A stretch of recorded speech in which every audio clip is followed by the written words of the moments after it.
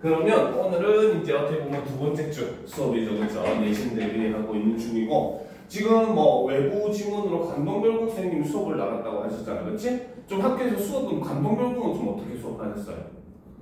그거 그냥 트랙 봐가지고 읽으면서 뭐 하는 거야.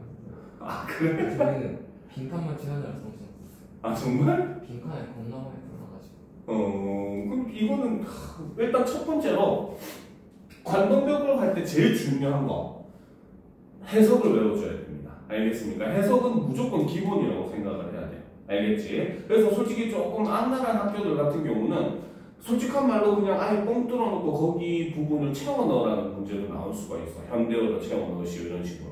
알겠습니까? 그렇기 때문에 해석은 기본적으로 어느 정도 다 외워줄 필요가 있어요.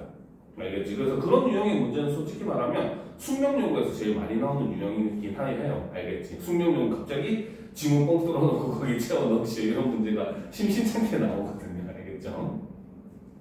자, 그런데 어쨌든 지금 이 관동별곡 지문 같은 경우 물론 이 내용 자체도 학생들이 이해하기가 좀 많이 어려운 부분도 있어요. 알겠죠? 그런데 거기에 더해가지고 지금 바로 그 중세국어 부분을 나간다고 하는 거는 사실 이 부분에 있어가지고 학교 선생님께서 중세국어를 연관시켜서 문제를 낼 가능성도 굉장히 높습니다. 알겠습니까? 그래서 지금 우리는 이번 시간을 이용해서 이 관동별곡을 두 가지 측면을 통해서 분석을 할 거예요. 하나는 내용적인 측면, 그리고 또 하나는 문법적인 측면. 이 두 가지를 가지고 우리가 분석을 들어갈 겁니다. 알겠습니까? 자, 이 관동별곡, 정철. 저번 시간에도 선생님이 설명했지만 정철은 어느 시대 사람이라고 했습니까? 조선시대. 그 중에서도? 임진왜란. 그치, 조선 후기. 임진왜란 당시 사람이에요. 즉, 훈민정음이 만들어지고 나서, 알겠죠? 이제 16세기 국어를 들어선 그때의 모습을 보이고 있기 때문에 이 글에 쓰인 글들도 전부 다 그 후기 중세 국어, 근대 국어의 모습을 좀 따르고 있는 편이에요. 16세기 이후의 국어의 모습을 따르고 있습니다. 알겠죠? 그래서 그런 점들을 우리가 염두에 두면서 아마 학교 중세 국어 부분에서 공부를 할 때는 세종어제 훈민정음 15세기 국어를 공부를 할 거고 이 글 같은 경우는 방금 얘기했듯이 16세기 국어의 모습을 보이고 있거든요. 그래서 그런 것들의 또 차이점도 나중에 우리가 꼭 알아둬야 되는 부분도 있을 거예요. 알겠죠? 자, 그러면 일단 이 관동별곡 자, 하기 전에 먼저 제 위에다가 하나 적어 놓읍시다. 이 작품은 바로 유배가사입니다. 소위 기행가사입니다. 그쵸? 현대로 치면 그냥 기행문이라고 생각을 하면 돼요. 알겠습니까? 기행문이 뭐 하는 겁니까? 일기? 기행문. 어디를? 여행하고 나서 그거에 대해서 쓴 글이 바로 기행문이거든요. 알겠습니까? 관동별곡은 현대의 기행문하고 거의 같은 개념이라고 생각을 하면 돼요. 알겠죠? 자, 그러면 우리 현대 기행문을 딱 생각을 해봤을 때, 그치? 그쵸? 현대 기행문을 생각을 해봤을 때 기행문은 무엇에 따라서 내용이 전개가 될까요? 어디를 막 여행한 글이잖아. 그치? 그럼 무엇에 따라서 내용이 전개가 될까? 그치, 바로 어디를 갔는지 여정을 중심으로 우리가 내용이 전개가 되는 겁니다. 알겠습니까? 자, 그러면 옆에 빈 공간에다가 하나 적어 놓읍시다. 바로 기행문의 3요소가 있어요. 알겠죠? 자, 첫 번째는 여정. 그쵸? 여정이라고 하는 거는 바로 뭐다? 여행을 하며 방문한 곳입니다. 알겠습니까? 자, 그리고 이제 두 번째. 그러면 이제 그곳을 방문을 하면서 보고 들은 것들이 있을 거 아니에요. 그렇죠? 그것이 바로 우리는 두 번째 견문이라고 하죠. 볼경자에 들을 문자입니다. 알겠죠? 보고 들은 거죠. 그래서 견문은 바로 뭐다? 여행을 하며 보고 들은 것이 견문이 된다는 거죠. 그 다음 세 번째가 당연히 그곳에 가서 여러 가지를 보고 들었어. 그러면 그걸 보고 듣고 난 다음에 뭐가 나오겠어? 그치, 생각한 거, 느낌이 나오겠죠. 그걸 우리는 감상이라고 합니다. 그래서 감상은 바로 뭐다? 견문을 통해 느낀 것을 감상이라고 얘기한다는 거죠. 그래서 이 작품은 바로 기행가사 관동 800리 지역을 이제 여행을 하면서 쓴 글입니다. 알겠습니까? 정확하게는 금광산과 그 다음에 금광산 주변에 있는 관동 8경이라고 있거든요. 관동 지역에 보면 그 관동 8경 지역을 여행을 하면서 쓴 기행문이라고 생각을 하시면 돼요. 알겠죠? 그렇기 때문에 당연히 이 글도 큰 흐름은 바로 뭐다? 여정에 따라서, 공간의 이동에 따라서 내용이 전부 다 진행이 됩니다. 알겠습니까? 그래서 이 작품은 그렇기 때문에 바로 뭐다? 시상의 전개 방식은 바로 공간의 이동에 따른 전개를 하고 있다. 요걸 알고 계시면 된다는 거죠. 됐습니까? 자, 그래서 이러한 것들을 머릿속에 집어넣어 놓고 그러면 본격적으로 지문을 한번 살펴보도록 합시다. 알겠습니까? 자, 아까도 얘기했지만 이 글은 자, 기행간사 괜히 지웠네. 자, 요 옆에다가 적어 놓읍시다. 그리고 플러스 16세기 국어의 모습을 볼 수 있는 대표적인 작품이에요. 자, 그리고 우리 친구들은 이해가 안 되겠지만 막 한자말들 많잖아, 그치? 이해가 안 되겠지만 사실 정철의 작품은 순 우리말의 아름다움을 잘 살린 작품으로 평가를 받습니다. 알겠죠? 그러면 윗글에 대한 설명으로 옳은 것은 틀린 것은 해가지고 우리말의 아름다움을 잘 살린 작품이다. 우리말의 묘미를 잘 살린 작품이다. 이러면은 맞다고 해야 돼요. 알겠죠? 납득이 안 돼도 이거는 어쩔 수가 없어요. 왜? 사실 양반들은 아예 한자로 쓰는 사람이 많은데 그나마 이 사람은 한자말을 섞어서 한글들을 많이 썼거든요. 알겠죠? 그래서 일단 평가를 그렇게 합니다. 알겠습니까? 이거는 조금 외울 수밖에 없는 거예요. 이해 안 돼도. 자, 그러면 일단 한번 살펴봅시다. 자, 여기 보면 강호회라고 돼 있어요. 그렇죠? 자, 일단 강호. 네모치도록 합시다. 그렇죠? 자, 일단 강호라고 하는 것은 우리의 고전 작품에서는 무조건 자연을 상징한다라고 보시면 돼요. 알겠습니까? 자, 그리고 자, 여기서 지금 강호라고 하는 글자를 보게 되면, 그치? 강강제, 아까 학교에서 옛 이용 배웠다고 했잖아요. 그렇죠? 자, 옆에다가 여기 빈 공간에다가 페이지에다 하나 적어 놓읍시다. 자, 여기서 강호. 자, 이 글은 일단 기본적으로, 그죠? 자, 강자에, 그쵸? 근데 얘는 표기를 받침이 옛 이응이 돼야 돼요. 요렇게.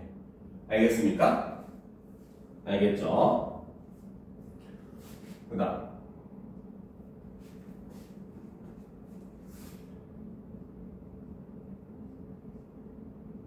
호.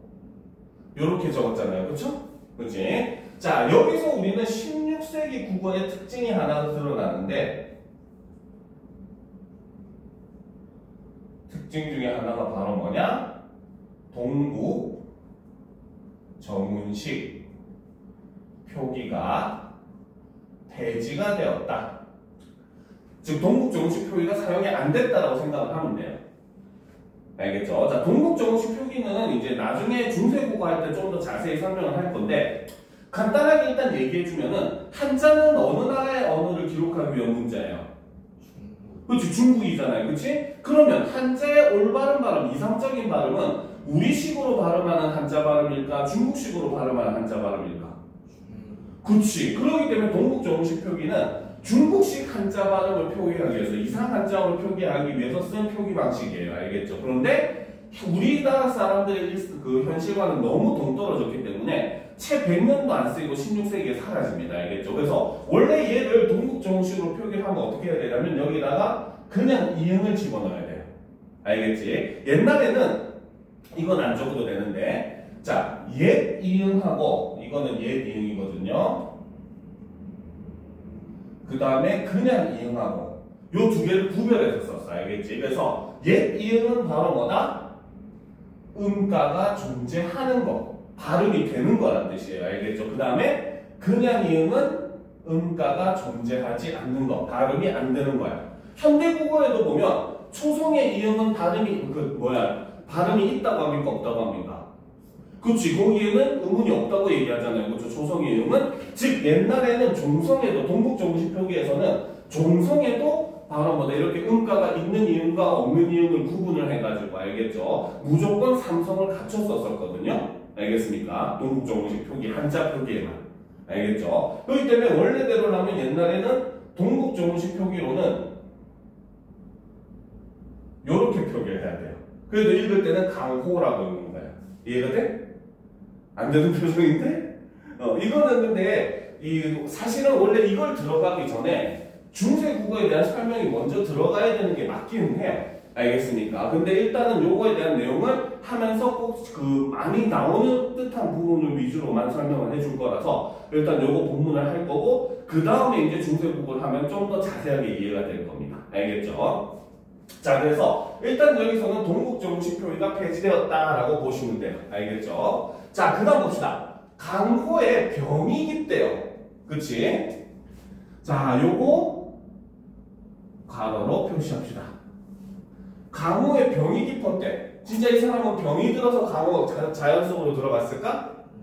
그쵸, 그게 아니죠. 그쵸? 이 말은 바로 뭐다? 정확하게 해석하면은 자연을 사랑하는 마음이 병이 되었다. 요 뜻입니다. 알겠습니까? 오케이? 자, 우리가 누군가를 깊이 사랑하면 생기는 병이 무슨 병이야? 몰라? 이런 건 기본인데 상사병이라고 합니다. 누군가를 사랑해서 너무 열렬히 사모해가지고 막 몸이 아파오는 그 병을 상사병이라고 해요. 알겠습니까? 즉, 이 사람은 자연을 너무 사랑해서 자연을 향해서 무슨 병이 생겼다?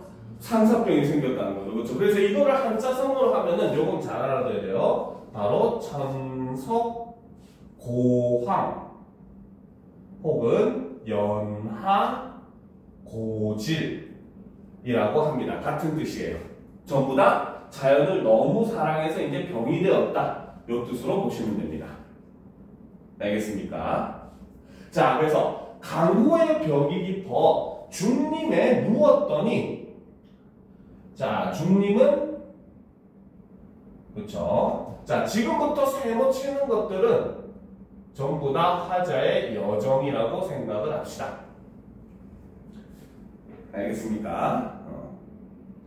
자, 그래서 지금 화자는 원래 처음 스타트 지역이 바로 이 중림, 대나무 죽자의 숲풀림자, 대나무 숲이라는 뜻이거든요. 알겠죠? 이것도 역시 원래는 유배가 있던 전남 창평이었어요. 알겠습니까? 즉, 이 관동별곡은 바로 뭐다? 유배가 있다가 이제 임금이 너 유배 풀어줄게. 그리고 저기 강원도 지역에 가서 그 지역을 다스려라. 요런 이제 명령을 받게 되는 그 장면인 겁니다. 알겠습니까? 그래서 처음에는 지금 전남 창평에서 요렇게 자연의 병이체 너무 사랑해가지고 거기 있었다라고 구라를 치고 있죠. 그쵸? 유배관 주제, 그치? 자, 그래서 자연을 사랑하는 마음이 병이 되어서 중림에 누워있더니 관동 800리의 방면을 맡기시니 누가 나한테 관동 800리 방면을 맡겼다? 그렇지, 임금께서 맡겼다는 겁니다. 그렇죠? 그래서 이 두 번째 줄에서는 바로 뭐다? 바로 강원도 관찰사로 부임을 하게 되었다. 부임하라는 명령을 받게 되었다라는 겁니다. 알겠습니까? 어와 성은이야. 아, 이건 감탄사예요. 알겠죠? 아, 임금님의 은혜야. 가디록 만극하다. 갈수록 끝이 없구나. 그래서 자기에게 바로 다시 관직을 돌려준 임금님에게 은혜에 지금 감사를 하고 있다는 거죠. 그쵸? 그래서 여기서는 바로 뭐다? 저 임금의 은혜에 감사하고 있는 모습이라는 거죠. 됐습니까? 이해가 돼요? 좀 올려놓고 보도록 합시다. 자, 연충은 들이달아. 연충은을 달려 들어가. 경회남문 바라보며. 그래서 경회남문 쪽을 바라보면서라는 거지, 그치? 자, 지금 여기서 화자는 중림에 있다가 어디로? 씩 날라가지고 한양에 도착한 거야. 무슨 순간이동도 아니고, 그죠? 자, 그래서 연충원을 달려 들어가 경혜나무는 바라봤으니까 얘는 이제 학교쌤에 따라서 여정에 넣는 쌤도 있고 안 넣는 쌤도 있기는 해요. 알겠는데 선생님은 안 넣어요. 왜? 바라보며라고 했으니까. 그치? 그래서 바라보며 하직고 물러나니 임금에게 하직 인사를 드리고 물러나니 옥절이 앞에 섰다. 자, 옥절이라고 하는 것은 바로 관찰사의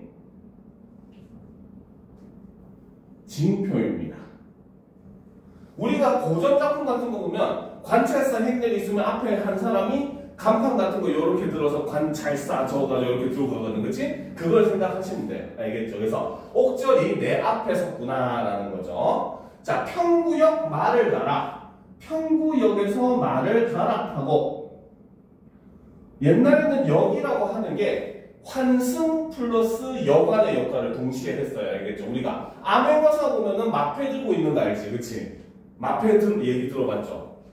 그치? 암행어사 출도요 하면서 듣는 게 마패거든요. 알겠지? 그래서 보면은 마패가 동그라미 돼가지고 말 한 마리, 혹은 뭐 말 두세 마리, 혹은 제일 많은 게 말 5마리 이렇게 그려져 있거든. 그래서 마패라고 합니다. 알겠지? 이게 무슨 뜻이냐면은 바로 이 역이라고 하는 거는 관리들을 대상으로 이제 말을 빌려주고 하는 곳이란 말이야. 알겠지? 그래서 마패의 말의 개수는 역에서 이 사람이 빌릴 수 있는 말의 수입니다.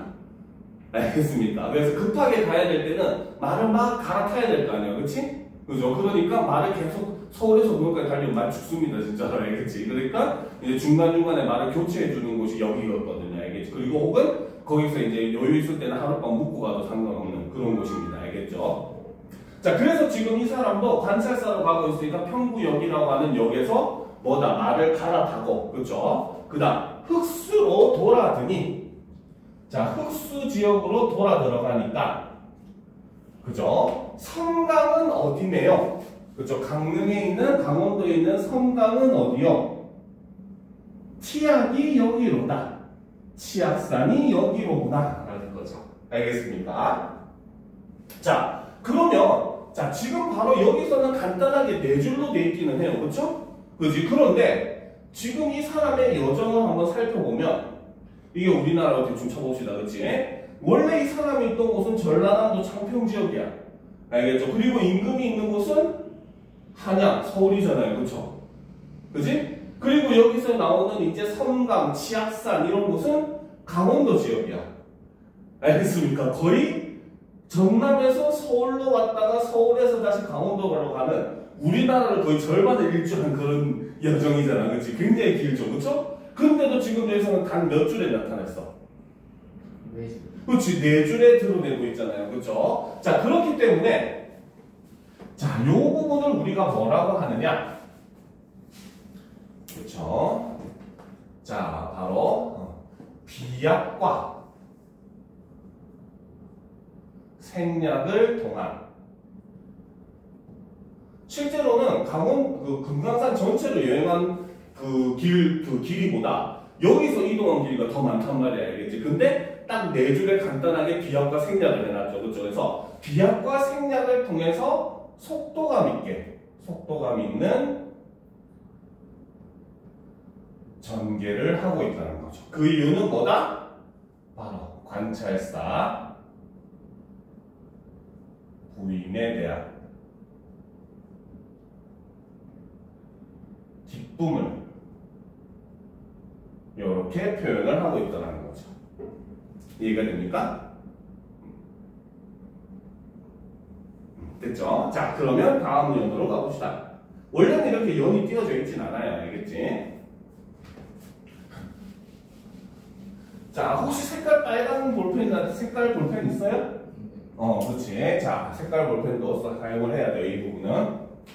자, 소양강 나리 물이 어디로 흘러든단 말인가? 라는 거죠. 그렇죠? 그래서 강원도 소양강에서 흘러내린 물이 어디로 흘러든단 말인가? 근데 얘는 사실 답이 정해져 있는 물음이에요. 알겠죠? 일단 여기에는 서리법이라고 씁시다. 자, 그러면 이 소양강 흘러내린 물이 어디로 들어간단 말인가? 라고 했을 때 답은 뭐다? 답은 파란색으로 밑에다가 하나 적어 놓읍시다. 알겠죠? 이에 대한 답은 임금 계신 한양으로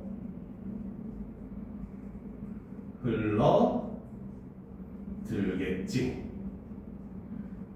라고 답이 정해져 있는 물음이에요. 알겠습니까? 그러면 지금 이 사람이 갑자기 이 소양강을 보면서 이 물이 어디로 흘러 들어가는가 하고 생각을 한다는 건 사실 누가 보고 싶다?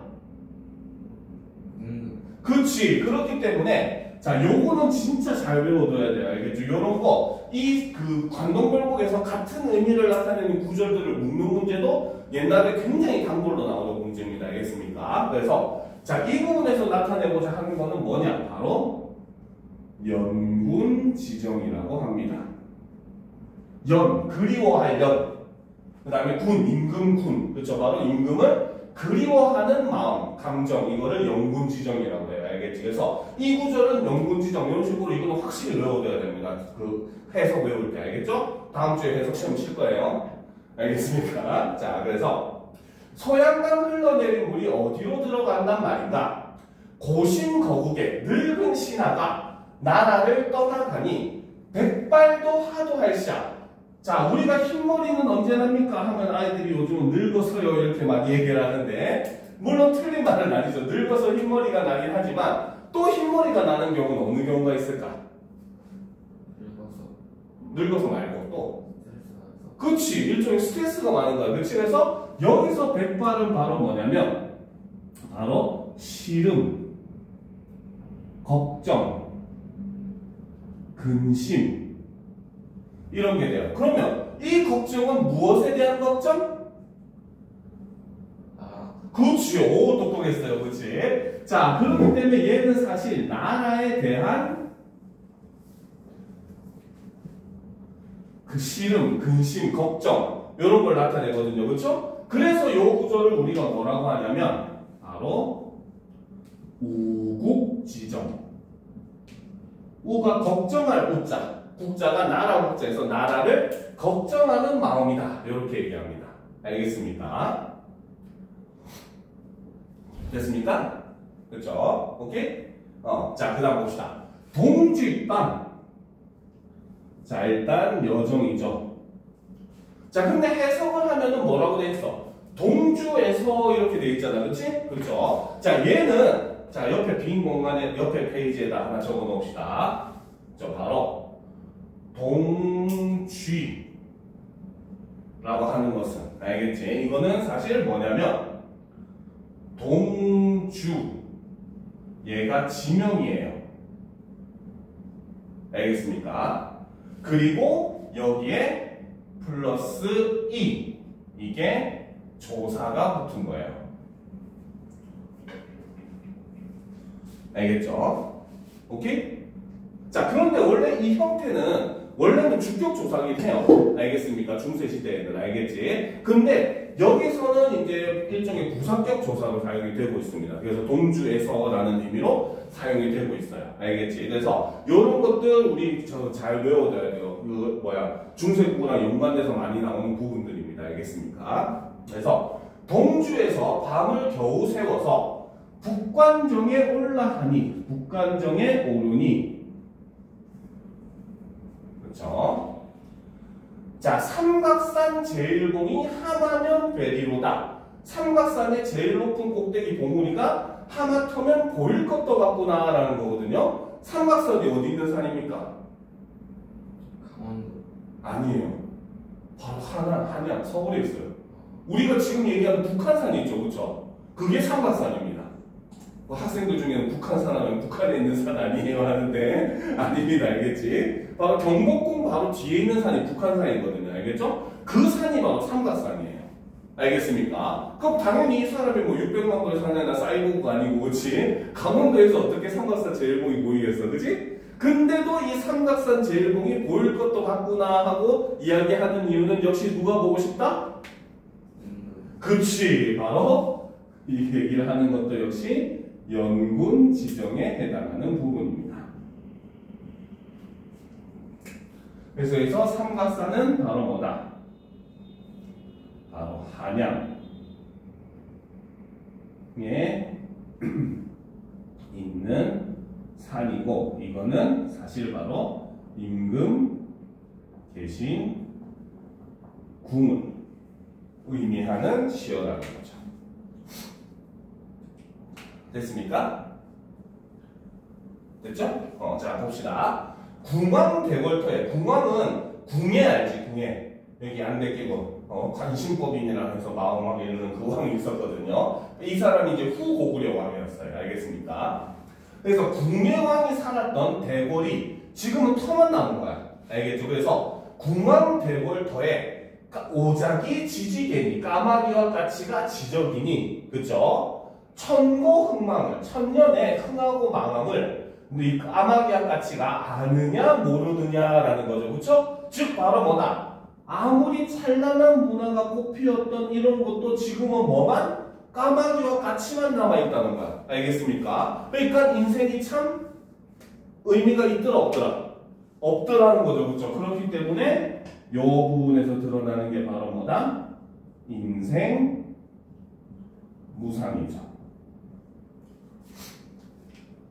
그죠? 제 막내가에서도 이런 부분 나왔잖아요. 인생 무상. 그치? 바로 두 번째 부분. 5행부터 8행까지의 내용 주제가 인생 무상이었잖아요. 그렇죠? 그러니까 그것과도 역시 연관시킬 수 있는 부분이라고 볼 수 있는 거예요. 알겠습니까? 이해가 되죠? 자, 그 다음 또 굉장히 중요합니다. 요거는 해석을 진짜 잘해야 돼요. 알겠죠? 자, 회양 내 이름이 마초와 같을시고, 그래서 회양은 지역 이름이에요. 너의 이름이 때마침 같구나라는 겁니다. 알겠습니까?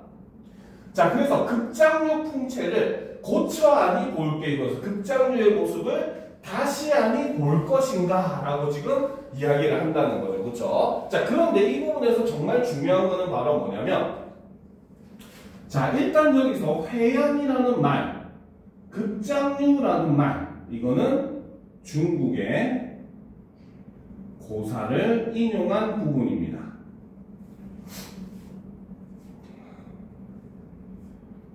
알겠습니까? 자, 그래서 중국의 옛날 이야기 고사에 따르면은 중국에도 회양이라고 하는 이름의 지역이 있었대요. 알겠습니까? 근데 거기에 급장류라고 하는 사람이 이제 그 지역을 다스리는 이제 태수로 부임을 해서 그 지역을 다스리게 됐대요. 근데 이 사람이 너무나 잘 다스렸대. 알겠습니까? 그래가지고 그 회양 지역이 너무나 태평성대가 돼서 사람들이 살기가 좋아졌대요. 알겠습니까? 그래서 사람들이 길가에 물건이 떨어져 있어도 주워가는 사람이 없더라 하고 이야기를 했었던 그런 태평성대라는 대표적인 이야기가 바로 이 회양과 급장류의 이야기입니다. 알겠죠? 즉 바로 뭐다? 이 사람은 자기가 지금 강원도 지역을 다스리려 이곳에 왔는데 때마침 그곳에 회양이라고 하는 지역이 있더라는 거야. 알겠죠? 그러니까 회양 너의 이름이 때마침 같구나 라고 하는 건 바로 뭐다? 중국 급장류 고사에서 나오는 지역의 이름과 같다라는 거죠. 그렇죠? 그러면 이 회양에 사는 사람들은 뭐야? 급장류의 모습을 다시 볼 것이다. 그 말은 지금 이 지역을 다스리러 온 사람이 누구야? 임금이 다스리러 왔어? 그럼 누가 다스리러 왔어? 회양을 다스리러 온 사람 지금 여기를 화자잖아. 정철이 지금 강원도 지역을 다스리러 온 거잖아. 그렇지? 그 지역에 이름이 회양 지역이 있었던 거야. 그러니까 마침 이름이 같았던 거야. 알겠습니까? 그러니까 그 지역의 사람들은 급장류의 모습을 다시 본다는 건 내가 누구다? 아니, 급장류다. 급장류만큼 잘 다스릴 것이다. 이런 뜻이에요. 알겠습니까? 큰일인데 이거.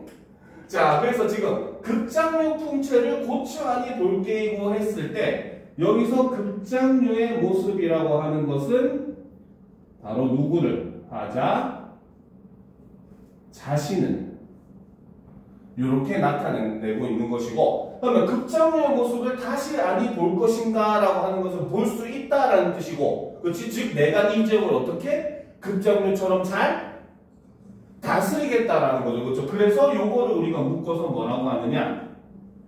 바로 선정애의 포부라고 합니다. 선정이 바로 선한 정치, 올바른 정치, 요걸 생각하시면 돼요. 백성들을 위하는 정치, 알겠지? 그러니까 지금 내가 앞으로 이런 선한 정치를 베풀 것이다 하고 자신의 포부를 지금 이야기하는 부분이다 라고 생각하면 되는 겁니다. 무슨 말인지 알겠습니까?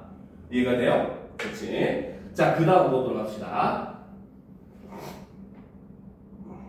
자, 그 다음. 자, 여기까지가 이제 방금 거기까지가 이제 서사 부분이었어요. 알겠죠? 이제부터 본사로 들어갑니다. 알겠습니까? 자, 영중이 무사하고, 자, 영중이라고 하는 것은 바로 강령, 다른 말로는 화자의 관할 지역을 얘기를 해요. 자기가 지금 다스리는 지역을 영중이라고 합니다. 알겠습니까? 근데 그 영중이 무사하대, 아무 일이 없대. 왜? 왜 이 지역에 아무 일도 없을까? 아무 일도 없다고 얘기할까? 이유는 되게 단순하죠. 왜 아무 일이 없다고 얘기할까, 이 지역에? 응? 바로 자신이 잘 다스렸으니까.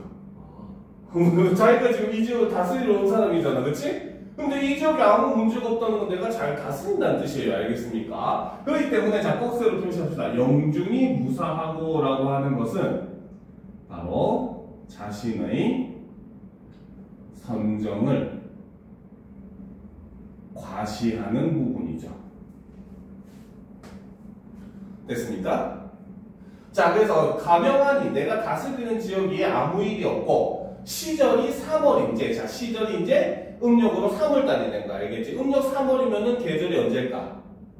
3월이면 3월 계절 여름? 봄. 그치, 봄이죠. 알겠습니까? 그래서 계절이 봄입니다. 알겠죠? 그래서 화천 시냇길이 꽃잎이 흐르는 시냇물이 풍악으로 뻗어 있다라는 거죠. 자, 일단 풍악은 금강산이라고 해놓읍시다.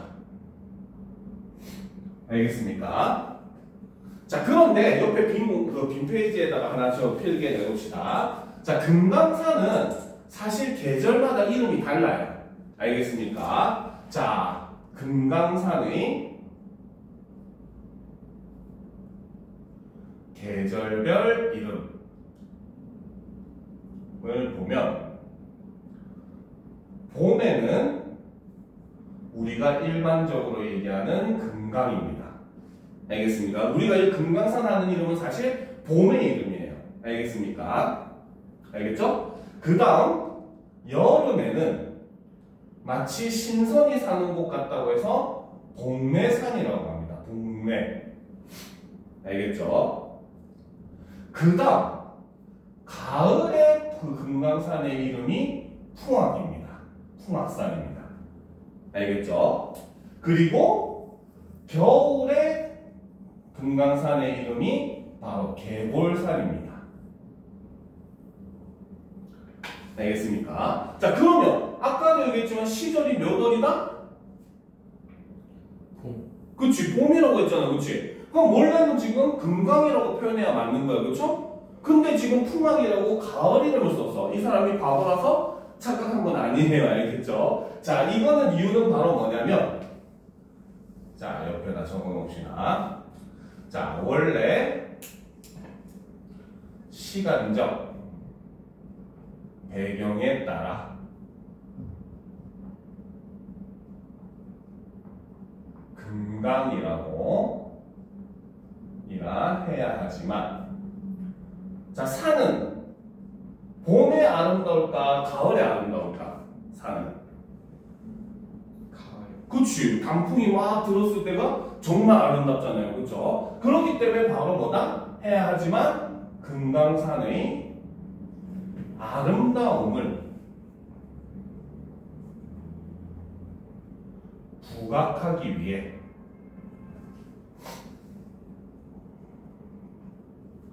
가을에 긴 풍압을 사용했다. 이렇게 볼 수 있습니다. 알겠습니까? 근데 실제로 금강산을 보면은 정말 한 폭의 그림 같아요. 알겠습니까? 실제로 보면. 알겠죠? 선생님이 군대 있을 때 이제 그 저쪽에 오피 쪽에, 강원도 쪽에 오피 쪽에 있었거든요. 그래서 이제 그 오피 들어가기 전에 보초병을 쓰러 들어가는데, 거기 들어가기 전에 교육을 하러 이제 그쪽에 있는 군인들을 위한 그 휴양지 같은 오피가 있어요. 알겠죠? 그래서 그걸로 들어가서 본단 말이야. 거기서 망원경으로 북한에 있는 금강산 끝자락이 보여요. 그 바다 쪽에 그 옆에 있는 뭐 낙타봉, 선녀봉이 보인단 말이야. 그치? 진짜 아름다웠어요. 그때 9월이었는데. 정말로 와 저런 게 산이 있나 싶을 정도로 너무 아름다웠습니다. 알겠죠? 자, 그래서 어쨌든 지금 이 화자도 바로 뭐다? 봄을 맞이해가지고 산이 너무 아름다워서 지금 금강산에 지금 여행을 가기로 마음 먹은 겁니다. 알겠죠? 이해가 되죠?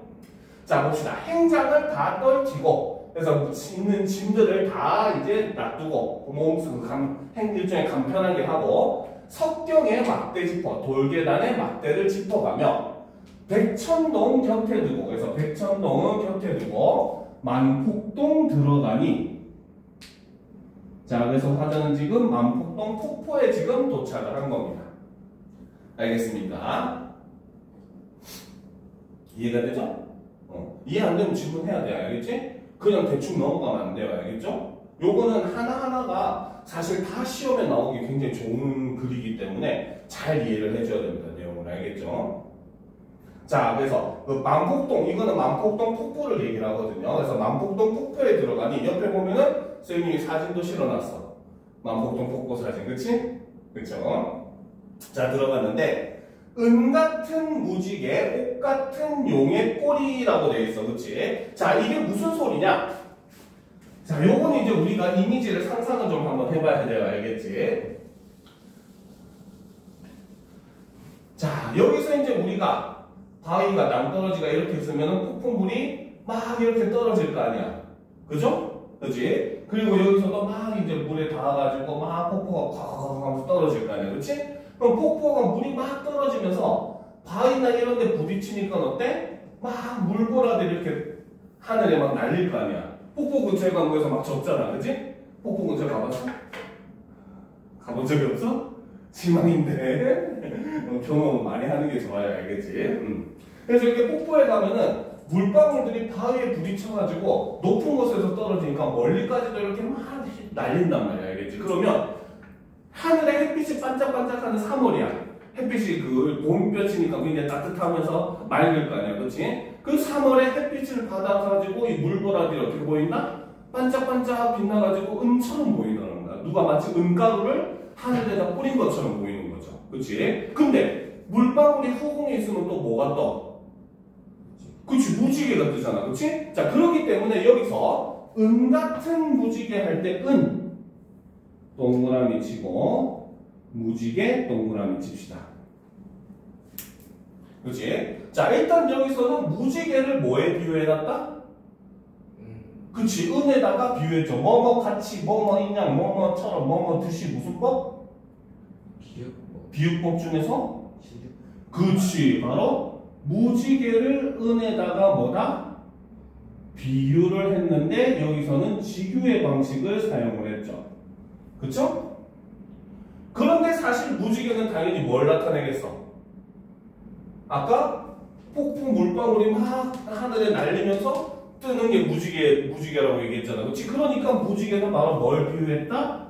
바로 폭포를 비유한 거고, 폭포는 무지개다. A는 B다. 무슨 법? 은유법. 그치. 여기서는 은유를 또 한 번 사용을 해요. 그래서 이중으로 비유를 합니다. 알겠습니까? 그 다음, 옷 같은 용의 꼬리. 자, 옷 같은 용의 꼬리. 그쵸? 자, 우리가 물이 맑으면 무슨 색이야? 굉장히 깨끗한 물. 그치? 약간 에메랄드빛, 초록색으로 되잖아. 그치? 옥의 색깔이 바로 딱 그 색이에요. 알겠습니까? 우리가 옥 반지 하면 약간 초록빛이 푸르스름하게 보이는 그런 반지잖아요. 그치? 그러니까, 옥과 같이 이렇게 비치는 거야. 뭐가? 용의 꼬리와 같이 흐르는 물이 바로 폭포수가 막 이렇게 부딪히면서 이렇게 내린 거 마치 용의 꼬리가 이렇게 걸쳐 있는 것 같구나 이렇게 화자는 생각을 했다는 거죠, 그렇죠? 오케이? 그러니까 폭포물이 용의 꼬리인데 그 색깔이 마치 어때? 꽃과 같이 아름답구나 이런 의미가 되는 거거든요. 그래서 여기서도 역시 비유 그 중에서도 지규를 사용을 하고 있고, 그다음 용의 꼬리도 역시 폭포를 비유한 표현이고 역시 은유를 쓰고 있죠. 자, 그래서 여기서 이 동그라미 친 것들은 전부 다 바로 뭐다? 만폭동 폭포를 비유한 겁니다. 알겠습니까? 이해가 되죠? 자, 그래서 은 같은 무지개, 옥 같은 용의 꼬리. 자, 섣돌며 뿜는 소리. 그래서 그 폭포가 섞어돌면서 뿜어내는 소리가 심리에 잦았으니. 그래서 심리 밖까지 잦았으니라는 거지, 그치? 그래서 심리에 잦았으니 들을 째난 우레러니. 듣고 있을 때는 마치 천둥이 치는 것 같았는데 보니나 눈이로다. 직접 와서 보니까 눈발이 날리는 것 같구나. 왜 아까 뭡니까? 은 같은 무지개에서 물보라가 막 하니까 반짝반짝 빛나니까 은처럼 보인다고 했잖아, 그치? 자, 그러면 자, 들을 때는 이거는 가까이서 들었을까 멀리서 들었을까? 아니죠. 심리 밖까지 그 폭포가 흐르는 소리가 들린다고 했잖아, 그렇지? 그러니까 멀리서는 소리만 들으면서 온 거야. 알겠죠? 그러니까 우레는 역시 뭡니까? 폭포를 비유한 거고 눈도 역시 폭포를 비유한 거예요. 알겠죠? 그런데 들을 째는 우레론이라고 하는 거는 바로 여기서는 원경, 멀리서 했던 경치를 나타내고, 자, 들을 째는 우레라고 했으면 이거는 시각, 청각, 미각, 촉각, 후각 중에 무슨 감각? 청각. 그치. 원경은 청각적 이미지를 사용을 해서 나타냈죠. 그치? 그래서 큰 폭포 소리를 들으면서 딱 와가지고 이제 폭포를 딱 봤더니 뭐다? 은과 같은 눈발이 막 하늘에 날리는 것 같은 거야. 그치? 그럼 얘는 가까이 와서 본 거잖아. 그쵸? 그럼 이거는 근경에 해당하고, 얘는 무슨 감각? 눈은? 시각. 보니까 눈이라고 했잖아. 아. 무슨 감각? 그치. 바로 시각적 이미지를 사용을 하고 있죠. 그래서 원경에서 근경으로, 그리고 청각에서 시각으로 그 뭡니까? 변화를 시킴으로써 이제 공간이 이동하는 모습을 보여주더라는 겁니다. 알겠습니까? 자, 그래서 지금 이 부분에서는 바로 뭐다? 만폭동 폭포의 지금 모습을 묘사하고 있는 그런 장면인 거예요. 알겠습니까? 자, 그 다음 면으로 넘어갑시다. 그 다음 부분으로. 자, 금강대 맨 우측에. 자, 그래서 이제 이 화자는 만폭동 폭포를 다 본 다음에 금강대로 이동을 한 거죠.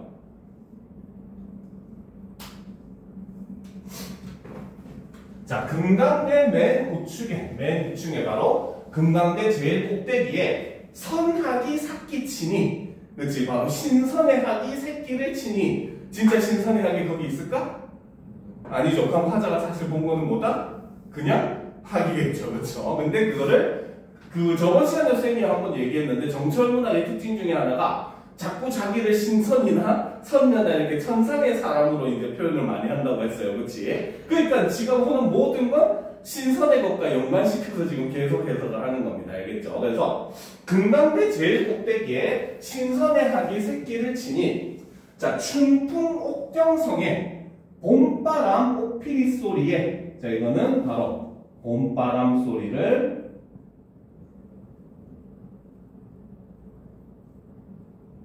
미화시킨 표현이죠. 아름답게 표현한 내용입니다. 알겠죠?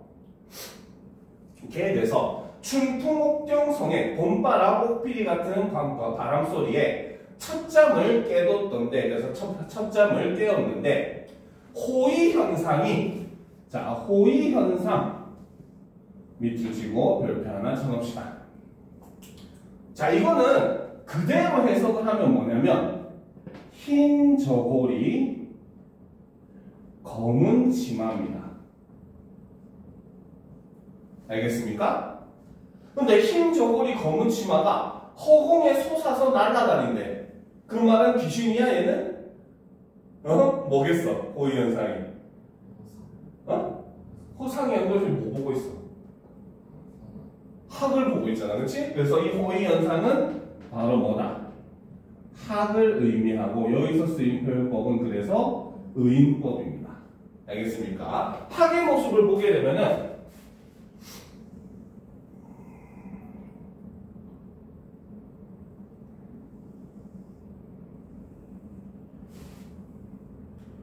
이렇게 다리가 있고 날개가 이렇게 있거든요. 그래서 보면 여기 다 흰색인데 알겠지? 다 흰색인데 날개 끝부분만 여기가 까만색이에요. 까만색 털이 이렇게 있거든요. 알겠지? 그러니까 마치 이 모습이 뭐다? 여인이 흰 저고리에 검은 치마를 입고 있는 것 같다라고 이렇게 표현해서 저거를 호의 현상이라고 표현했고, 그래서 저기서 쓰인 표현법을 의인법이라고 하는 거예요. 그래서 저거는 학생들이 외우지 않으면은 여기서 의인법이 쓰였다는 걸 잘 모르기 때문에 은근히 비유법은 잘 안 묻는데 이 부분은 또 은근히 다른 거에 비해서 많이 묻습니다. 알겠습니까? 자, 그래서 흰 저고리 검은 치마를 입은 학이 허공에 솟았더니 서호 옛 주인은, 자, 서호 옛 주인은 바로 이것도 역시 중국의 고사를 인용한 부분입니다. 알겠습니까? 그래서 서호 옛 주인은 바로 서호 지역에 옛날에 중국에 인포라는 사람이 있었는데 이 사람이 이제 신선이 되었다라고 옛날 이야기에 전해지거든요. 그렇죠? 오케이? 근데 이 학이 그 신선인 인포를 보고 반가워하는 것 같구나라는 거야. 그렇지? 근데 지금 학이 보고 있는 사람은 누구야? 학은 누구를 보고 있어 지금? 어떤 사람? 누구? 옛주인? 지금 이 금강대원 사람이 누굽니까? 금강대원 사람이 누구야? 그치? 자기를 뭘로 비유했다? 신선에 비유한 겁니다. 자기가 인포다, 신선이다 이런 거야. 알겠죠? 그래서 중국의 고사를 인용을 함으로써 여기서는 바로 뭐다? 화자 자신을 인포, 즉 신선에 비유를 한 겁니다. 알겠습니까? 됐죠? 그래서 지금 뭡니까? 학이 마치 자신의 주인이, 옛 주인이 인포를, 신선을 보고 반가워하는 것 같구나라고 얘기하는데 지금 이곳에 와서 학을 보고 있는 사람, 학이 보고 있는 사람은 정철 자신이거든요. 그렇지? 자기를 신선에 비유를 한 겁니다. 알겠습니까? 작복이 점점 올라가고 있죠. 알겠습니까? 오케이? 자, 그 다음 보도록 합시다. 자, 소향로, 대향로, 눈 아래 굽어보고. 그래서 작은 향로. 향로가 뭐냐면 우리가 제사 지낼 때 향 피우는 거 있지, 그치? 그 제사 지낼 때 보면은 요런 단지에다가 쌀 같은 거 막 채워놓고 여기다 향을 이렇게 꽂아놓잖아. 그치? 그러니까 마치 산봉우리가 요것처럼 생겼다는 거야. 그래서 작은 향로, 큰 향로처럼 생긴 산봉우리라는 뜻입니다. 알겠습니까? 그래서 작은 향로, 큰 향로, 큰 향로 같은 산봉우리를 눈 아래 굽어보고, 그렇죠? 내 눈 아래 굽어보고, 정양사 진헐대. 자, 그래서 지금 이 화자는 정양사에 있는 진헐대라고 하는 공간으로 이동을 한 거죠. 알겠습니까? 그래서 정양사 진헐대에 다시 올라 앉아보니, 알겠지? 여산 진면목이 여기 하나 다 되나다라는 겁니다. 알겠죠? 자, 여기서 여산은 사실은 중국의 명산입니다. 알겠습니까? 오케이? 설명을 이해 못하는 느낌인데? 머리를 팽팽팽팽 돌려야 돼. 알겠지? 그건 자꾸 상상을 해야 돼. 논리적으로. 알겠습니까? 자, 그 여산은 중국의 명산 중에 하나인데 여산이 어떤 산으로 평가를 받냐면 여산은 너무나 아름다워가지고 오른쪽에서 볼 때랑 왼쪽에서 볼 때랑 앞에서 볼 때랑 뒤에서 볼 때랑 위에서 볼 때랑 다 모양이 달라 보이네요. 알겠습니까? 그래서 어느 방향에서 보느냐에 따라서 산이 너무 아름다워가지고 다 다르게 보인다는 거야. 알겠습니까? 자, 그런데 그 여산의 진짜 모습이 화자는 여기서 다 보일 것 같대. 근데 지금 화자가 있는 곳은 여산입니까? 무슨 산에 와 있어요, 지금 화자는?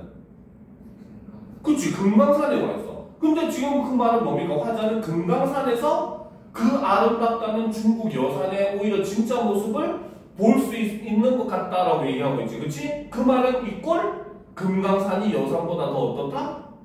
그치. 바로 여기서는 무엇을 나타낸다? 여산의 진면목이 여기서 다 보인다라고 하는 것은 바로 뭐다? 금강산이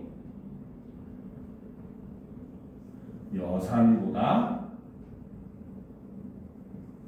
아름다움 이라는 의미이고, 이것은 바로 뭐다?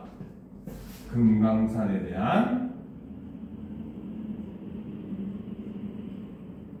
자부심의 표현이다 라고 볼 수 있다는 거죠. 됐습니까? 그치, 필기 이쁘게 해야 돼. 나중에 복습하려면. 알겠지?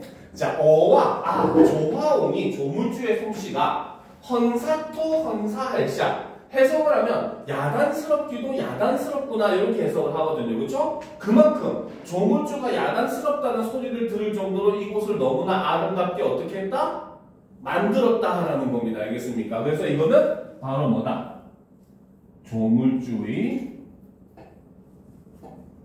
솜씨를 표면적으로는 예찬하는 거고, 그리고 이거는 다시 또 다른 말로 하면 바로 뭐다? 금강산의 아름다움을 예찬하는 것과 같은 의미다 라고 볼 수 있어요.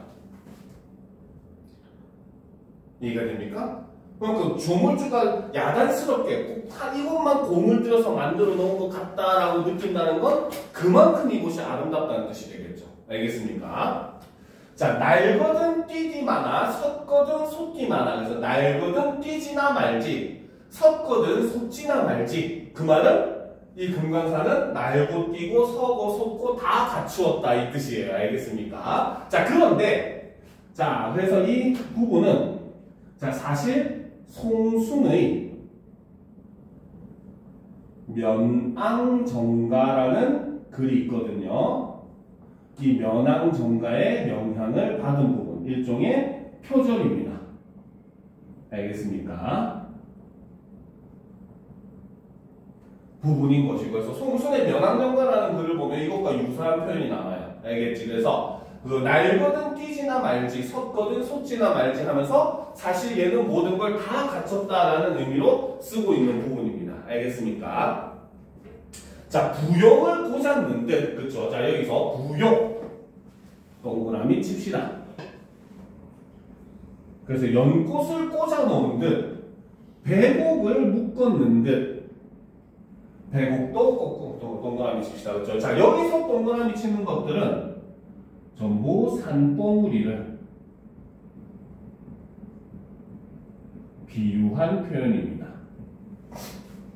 그래서 마치 산봉우리가 연꽃을 꽂아 넣은 것 같고 배곡을 묶어 놓은 것 같고, 왜? 3월이면은 아직 산 깊은 곳에는 눈이 녹지 않은 그런 시기거든요. 그렇죠? 그러니까 밑에 있는 그 소나무의 나무들의 푸른 눈도 얼핏 보이는데 겉에 하얗게 보이니까 마치 배곡을 이렇게 묶어 놓은 것 같구나라고 표현을 하는 겁니다. 알겠죠? 그 다음, 동명을 박차는 듯. 자, 동해 바다를 박차고 나간대. 알겠습니까? 오케이?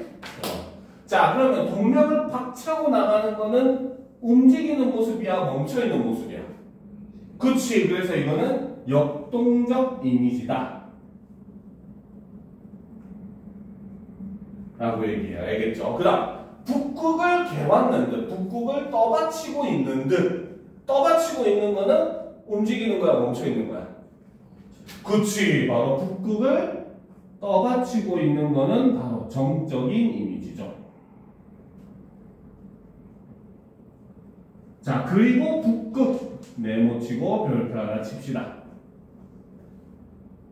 자, 지난 시간부터 쌤이 일이달도록 설명을 하고 있죠. 고전 작품에서, 그것도 양반이 쓴 작품에서 해, 달, 북극성은 누구를 가리킨다? 그치, 바로 요 북극은 바로 북극성을 나타내고, 이거는 임금을 상징합니다.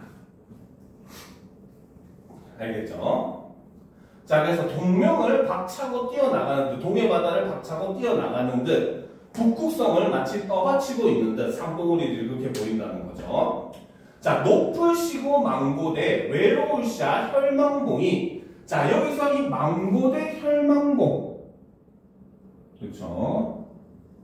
자, 얘네는 자, 바로 예찬의 대상이자 지조, 절개를 상징하는 시험이다. 알겠죠? 자, 그리고 망고대는 높다고 했는데 혈망봉은 뭐라고 했어? 아니, 혈망봉은 외롭다고 했지, 그치? 봉우리가 외롭대. 무슨 법? 그치, 바로 여기서는 대꾸와 의인법을 사용을 하고 있죠. 알겠습니까? 이해돼요?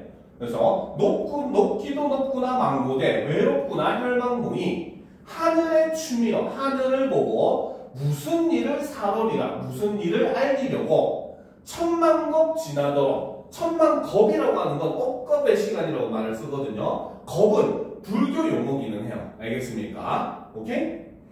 그래서 겁은 불교 용어로 어느 정도의 시간을 나타내냐면 1m, 1m짜리 큰 바위가 있어. 알겠습니까? 근데 거기에 천년에 한 번씩 선녀가 내려가서 그 뭡니까? 선녀 옷을 입은 채로 그 바위 위에서 이제 그 춤을 춘대. 선녀 춤을. 알겠습니까? 그러면 선녀 옷이 바위에 사락사락 닿으면서 눈에 보이진 않지만 바위가 조금씩 마모가 될 거 아니야. 그치? 그렇게 그 마모로 바위가 사라지는 데 걸린 시간이 1겁이야. 근데 1000만겁이면은 거의 영원의 시간이 되겠죠. 그렇죠? 그래서 1000만겁이라는 오랜 시간이 지내도록 굽힐 줄 모르느냐? 망고대와 혈망봉은 굽힐 줄 안다, 모른다?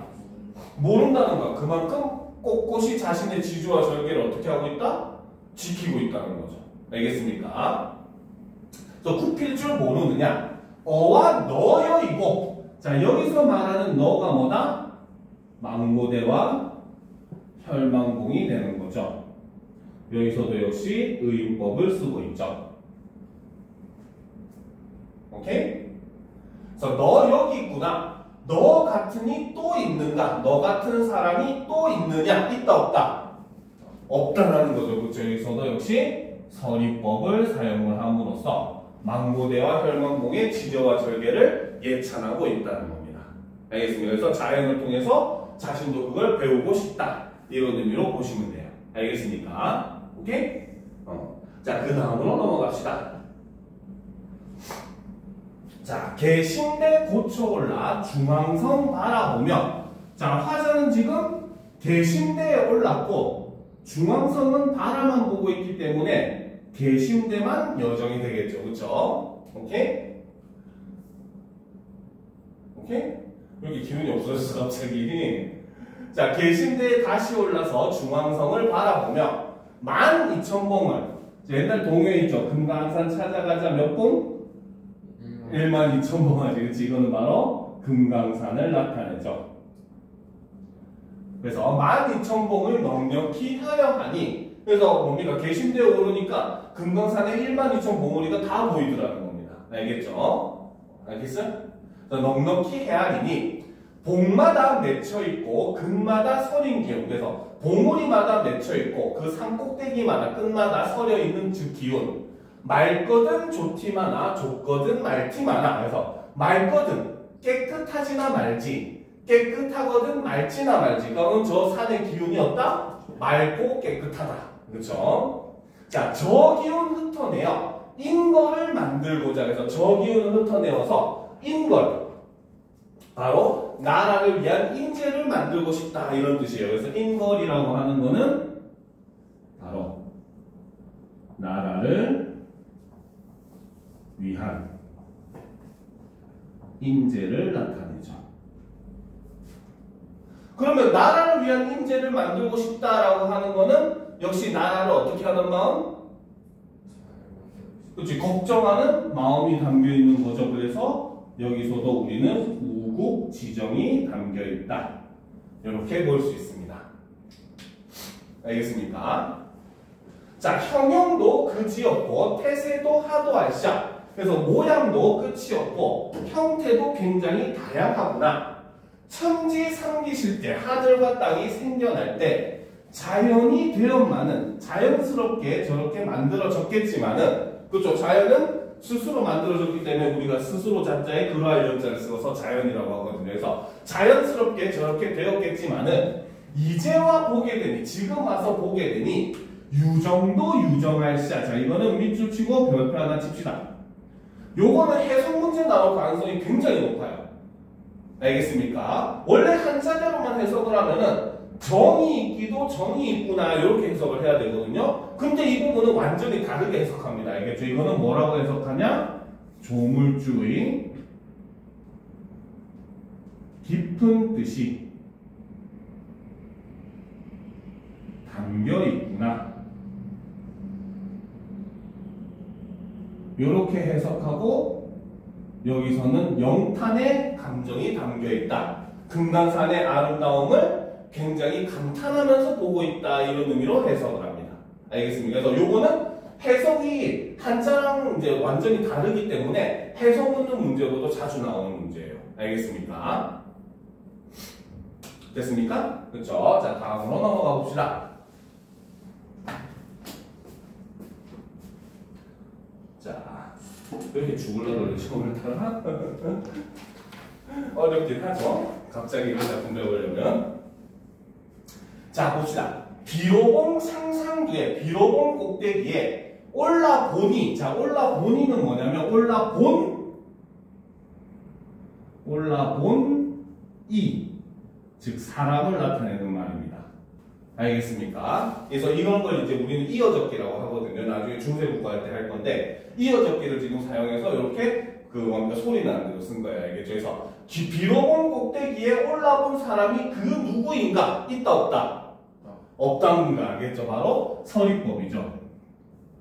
그러니까 그 말을 거꾸로 얘기하면 화자도 올라갔다 안 올라갔다? 그렇지, 안 올라갔다 해야 되는 겁니다. 알겠죠? 자, 동산태산이, 자, 동산태산은 바로 중국의 산 이름이고 여기서는 바로 공자, 고사를 인용하는 부분입니다. 알겠습니까? 오케이? 자, 그래서 비로봉 꼭대기에 올라온 사람이 그 누구인가? 동산태산이 어느 것이 높다던가. 자, 여기서 고사에 따르면 공자 알죠? 유교의 창시자지, 그치? 이 공자 선생님께서 동산태산은 중국에서도 높기로 소문난 산이야. 얼마나 높은지 이름도 태산, 클 태자를 쓰는 거예요. 알겠죠? 그래서 중국의 이름난 높은 산인데 그 산에 공자님이 어느 날 올라갔답니다. 꼭대기까지. 알겠죠? 그래서 높은 산에 올라가가지고 뭡니까? 바닥, 저 산 아래를 바라보니까 넓은 땅이 한눈에 싹 다 보일 거 아니야. 그치?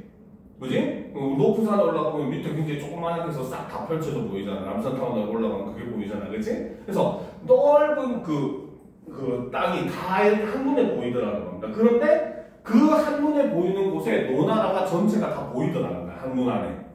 알겠습니까? 중국에 이제 춘추전국시 되었으니까 그때 노나라가 한눈에 그냥 노나라 땅이 다 보여버리더라는 거야. 알겠습니까? 그러니까 공자가 뭐라고 얘기하냐면 저렇게 얼마 되지도 않는 조그만 땅을 가지고 서로가 이제 그걸 가지겠다고 싸우다니 참 인간이 한심하구나 이렇게 얘기를 했대요. 알겠습니까? 바로 그 중국의 이제 그 공자의 고사를 지금 인용을 하고 있는 겁니다. 알겠죠? 그래서 공자가 올라갔다는 동산과 태산이 어느 것이 높단 말인가? 노국 좁은 줄도, 노나라가 좁은 줄도 우리는 모르거든. 그렇죠? 공자님은 저 노나라가 저렇게 좁은데 저 땅 하나 가지고 사람들이 그렇게 싸우냐 이렇게 얘기했는데 내가 봤을 때는 좁지 않다는 거야. 알겠죠? 그래서 노국이 좁은 줄 우리는 모른다는 거지. 자기는 모른다는 거죠. 그래서 모르거든. 넓거나 넓은 천하 어찌하여 적단 말고 해서 넓고 넓은 천하가 어찌하여 작다는 말인가 하라는 거죠. 자, 그래서 요 부분에서는 바로 뭘 나타내냐면 바로 공자의 호연지기를 예찬하는 부분입니다. 호연지기가 바로 뭐냐? 높은 산에 올라서 세상을 작게 보는 마음, 즉 그만큼 넓은 마음의 그릇을 상징해요. 알겠습니까? 오케이? 세상을 좁게 본다는 건 그 사람 마음속에 그 세상이 다 담긴다는 뜻이잖아. 그렇지? 그러니까 그만큼 넓고 큰 마음을 가지고 있다 이런 뜻이거든요. 그래서 공자의 그 호연지기를 나는 알 수가 없다는 거야. 노나라가 좁은 줄도 모르는데, 그렇지? 그러니까 그 호연지기를 예찬을 하고 있다는 거죠. 그렇죠? 그러면서 얘기합니다. 아, 저 지위를, 자, 저 지위는 바로 공자의 정신적 지위, 즉 호연지기를 나타내죠. 그래서 아, 저 지위를 어이하면 알 거이고 어떻게 하면 알 수 있을까? 알 수 있다 없다? 없다는 거죠. 그렇죠? 오르지 못하거니 내려감이 고의할까? 즉 내가 이 산에 오르지 못하는데, 즉 여기서 오르지는 어떻게 보면 산을 얘기하기도 하지만 사실은 바로 공자의 정신적 경지를 얘기합니다. 그렇죠? 즉 바로 여기서 얘기하고자 하는 건 뭐다? 바로 화자가 비로봉에 오르지 못하는 이유를 이렇게 제시하고 있고, 그 이유는 바로 뭐 때문에? 공자의 정신적 경지에 화자 자신은 닿을 수 없기 때문에 공자처럼 높은 산에 오른다 못 오른다? 그치, 말 그대로 자기 합리화를 하고 있다는 거죠. 알겠습니까? 그냥 힘들어서 못 올라가는 거를 이렇게 스스로를 합리화하는 겁니다. 알겠죠? 그러니까 비로봉은 여정이다 아니다? 그치, 요것도 은근 함정으로 잘 나옵니다. 알겠죠? 비로봉은 화자가 올라가지 않았어요. 알겠습니까? 그렇기 때문에 여정에 포함을 안 시킨다는 겁니다. 알겠습니까? 자, 그러면 다음으로 넘어가 보도록 합시다. 자, 원통골 가는 길로 해서 원통골 가느다란 좁은 길로 사자봉을 찾아가니, 그래서 사자봉 쪽으로 이제 찾아가니, 그래서 화자는 지금 원통골에 있는 작은 길과 사자봉을 지나서 가고 있다는 거죠. 자, 그 앞에 너러바위, 그 앞에 넓은 바위, 화룡새 되었세라. 자, 화룡새 일단 세모 쳐놓읍시다. 그렇죠? 자, 그리고 여기서 이제 일단 얘기하는 화룡쇠라고 하는 거는, 얘는 사실은 뭐냐면 화룡, 여기 용자는 얘 미음이에요. 알겠죠? 여기에 화룡소, 그렇죠? 소가 연못이라는 뜻입니다. 알겠습니다. 그래서 소는 연못이라는 뜻이고, 여기에 주격조사 이,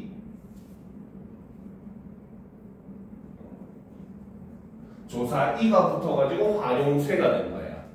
알겠습니까? 오케이? 그래서 화룡소가 되었구나. 천년노룡이, 자, 천년노룡 밑줄 치고 별표 칩시다. 자, 천년묵은 늙은 용이에요. 알겠습니까? 자, 근데 얘는 사실 중의적 표현입니다. 두 가지를 의미해요. 자, 첫 번째는, 자, 지금 이 지역의 이름이 뭐였어? 어떤 거예요? 지금 여기 있는 이름 화룡소잖아, 그렇지? 여기 용자가 용용자야. 알겠습니까? 그러니까 이 천년묵은 늙은 용은 원래는 이제 화룡소를 의미한다는 거죠. 이 연못이 용처럼 생겼나봐요. 길쭉하니. 알겠습니까? 자, 그런데 두 번째 의미로는 사실 화자 자신을 의미합니다. 참 거기 아주 그냥 하늘을 찌르죠. 알겠습니까? 왜 그런지 이제 밑에 봅시다. 그래서 천년 노령이 굽이굽이 서려 있어서 그래서 화령소 연못에 굽이굽이 용이 늙은 용이 천년 묵은 늙은 용이 서려 있어서 주야에 흘러내어 창에 이었으니 밤낮으로 흘러내어서 큰 바다 즉 동해 바다에 다 이어져 있으니 그지? 자 풍운을 언제 얻어? 자 여기서 풍운 밑줄 치고 별표 칩시다. 자 이거는 바로 선정을 베풀 때를 나타내요. 알겠습니까? 알겠죠? 그래서 풍운을 언제 얻어? 3일우를 들여난다. 3일우는 자 밑에 의미를 다 선생님이 적어놨지만 3일우는 바로 가뭄 끝에 내리는 농사에 3일 동안 내리는 농사의 흡족한 비야. 한참 가뭄이 들다가 3일 동안 이제 농사에 흡족하게 비가 내리니까 사람들한테 어떻게 했어? 굉장히 좋을 거 아니야. 그렇지? 그래서 이 3일우는 바로 선정을 상징합니다. 즉 그 말은 바로 뭐냐? 우리가 아무리 백성들을 위하는 정책이라고 하더라도 국민을 위하는 정책이라고 하더라도 아무 때나 남발한다고 그게 국민들을 위하는 게 아니에요. 알겠습니까? 가장 대표적인 나라가 베네수엘라를 생각을 하면 됩니다. 알겠습니까? 아르헨티나도 비슷해요. 알겠지? 이 나라들이 실제로 아르헨티나 같은 경우는 몇 번이고 지금 IMF에 자금을 빌리면서 지금 국가 부도의 상태에서 지금 자꾸 간당간당한 그런 상태가 유지되고 있는 나라가 대표적으로 베네수엘라고 아르헨티나입니다. 알겠죠? 근데 이 나라들이 이렇게 빠진 이유가 뭐냐면 어떤 사람이 이제 국민들을 위한 복지를 어마어마한 복지를 딱 약속하면서 대통령에 당선이 된 거야. 알겠지? 그 다음부터는 이제 선거에서 그래서 사람들이 다 자기가 당선되려고 막 복지제도를 남발을 한 거야. 그러니까 이 사람이 이제 또 대통령 당선되니까 또 공약을 했는데 안 할 수 없잖아. 그렇지? 그러니까 쓸데없는 복지제도 정책은 또 마련되고 또 그 다음 후보도 이제 또 자기는 이런 복지정책 하겠다 해가지고 또 복지정책이 플러스되고 그러니까 복지정책만 계속해서 늘어나는 거야. 근데 복지정책이 늘어나면 그만큼 나라에서 나가는 돈은 어때? 많아질 거 아니야. 그렇지? 그러니까 나라에서 국민들에게 거치는 세금은 정해져 있는데 자꾸 복지 정책만 늘어나니까 오히려 나라에 빚만 쌓이게 되고 그래서 지금 아르헨티나나 베네수엘라 같은 나라들이 거의 국가 부도 위기에 지금 처해 있다라고 얘기를 많이 하거든요. 그렇죠? 그러니까 지금 이 화제도 얘기하는 겁니다. 선정을 아무 때나 하는 게 아니라 언제? 적당한 때를 만나가지고 마치 가뭄 끝에 비가 내려주듯이 그치? 그렇게 내가 백성들을 위하는 그런 선한 정치를 해야 되는데 그렇게 언제 만날 것인가 이렇게 지금 얘기를 한다는 거죠. 알겠습니까? 자, 음의 이온풀을 그렇죠. 바로 음의 이온풀 저번에 우리가 3인국 할 때 선생님이 이것도 설명했었지. 그렇지? 그렇죠. 바로 음의 이온풀은 그늘진 벼랑에 시든 풀이고 이거는 바로 소에 맞는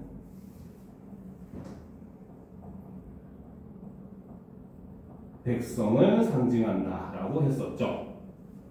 그죠? 그리고 이거는 그때도 얘기했지만 3인국에 있는 뭐다? 3인국의 신산궁곡하고 비슷한 의미라고 보시면 됩니다. 알겠습니까?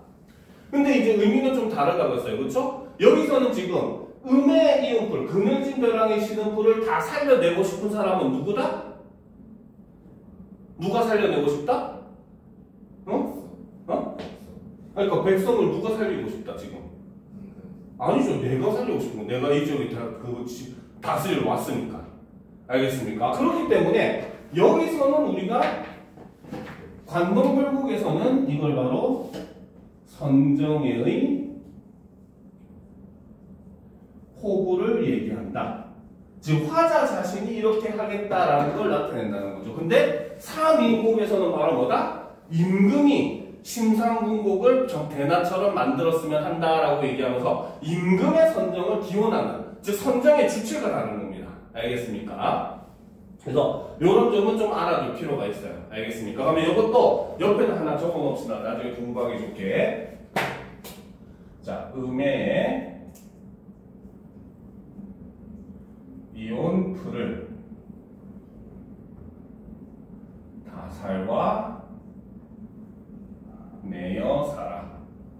이거는 바로 뭐다? 주체는 화자 자신이죠. 그래서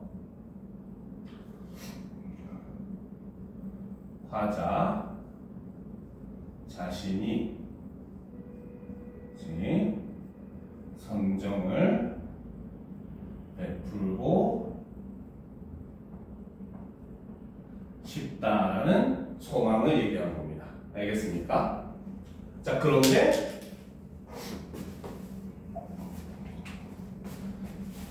자, 이와는 대비되게 3인국의 심산 궁곡을 전락같이